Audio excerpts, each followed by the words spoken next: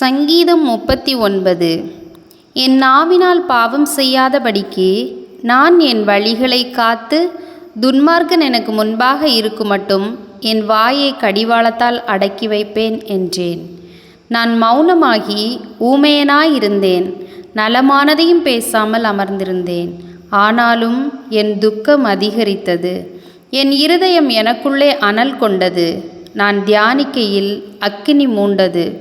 அப்பொழுது என் நாவினால் விண்ணப்பம் செய்தேன், கர்த்தாவே, நான் எவ்வளவாய் நிலையற்றவன் என்று உணரும்படி என் முடிவையும் என் நாட்களின் அளவு இவ்வளவு என்பதையும் எனக்கு தெரிவியும். இதோ என் நாட்களை 4 விரற்கடை அளவாக்கினீர்.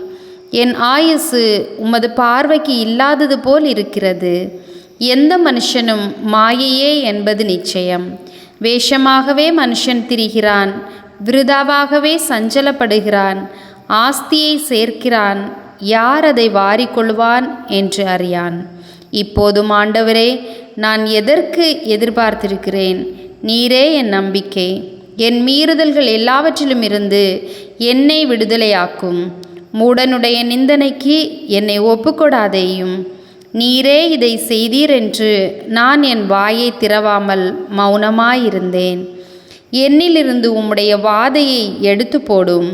உமது கரத்தின் அடிகளால் நான் சோர்ந்து போனேன்.